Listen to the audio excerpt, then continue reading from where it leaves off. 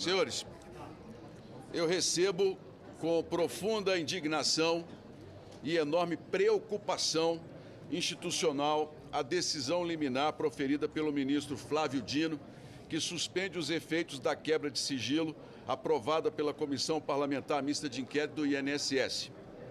Essa decisão ocorre após o presidente do Congresso Nacional, Davi Alcolumbre, ter analisado formalmente os questionamentos levantados e concluído de forma expressa que a votação realizada na CPMI respeitou integralmente o regimento e a Constituição brasileira.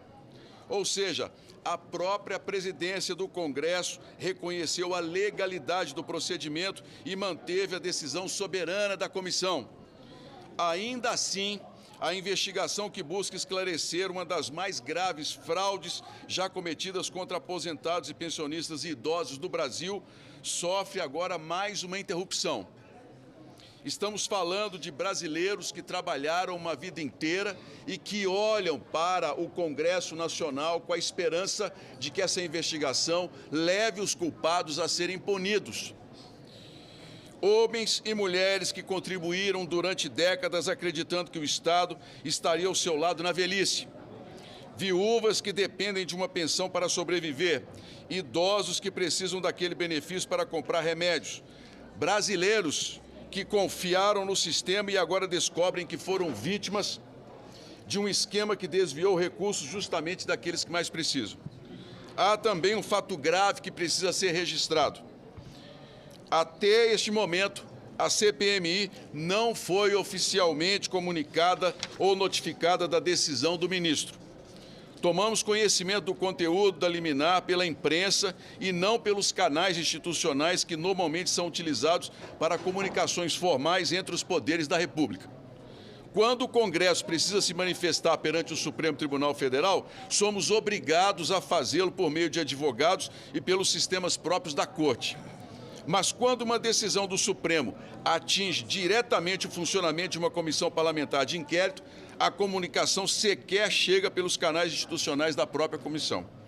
Essa assimetria na relação entre os poderes precisa ser refletida pelo país. Outro ponto também precisa ser esclarecido. A comissão apenas exerceu o dever constitucional de autorizar medidas investigativas, como fazem CPIs do Congresso Nacional há décadas. Investigar não é condenar. Investigar é buscar a verdade. Também causa estranheza a alegação de que não teria havido debate ou fundamentação adequada nos requerimentos aprovados pela comissão. Isso simplesmente não corresponde à realidade dos fatos.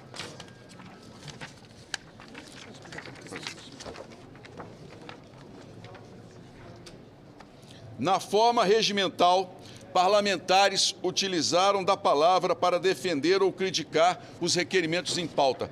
Todo o processo foi livre, participativo e transparente daqueles que fazem parte da comissão. Além de desconhecimento por parte do senhor ministro Flávio Dino sobre o funcionamento do processo legislativo em CPIs.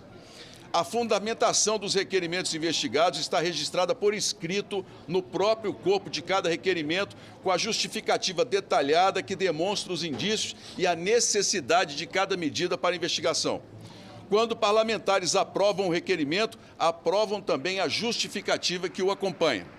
Ou seja, aprovam não apenas o pedido investigativo, mas também a fundamentação que sustenta aquele pedido.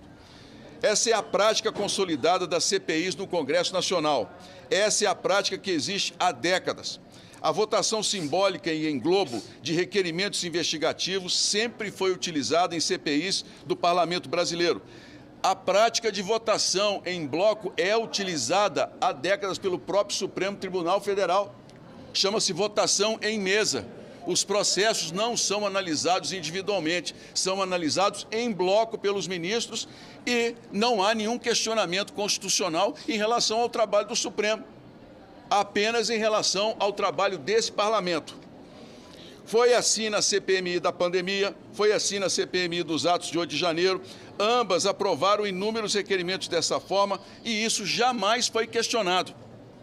Será que agora, porque estamos muito próximos de núcleos de poder, de revelar ao país grandes influências políticas que levaram a sustentar todo esse esquema de roubo na Previdência brasileira? Será que é por isso que nós estamos nessa tentativa de impedir, atrapalhar e atrasar os trabalhos da CPMI?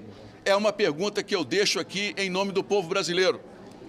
Porque praticamente todas as decisões tomadas por CPIs nas últimas décadas poderiam ser colocadas sob questionamento se a decisão proferida pelo ministro ela passar a valer. Nenhuma CPI poderá mais trabalhar e as que já foram realizadas, os resultados serão questionáveis.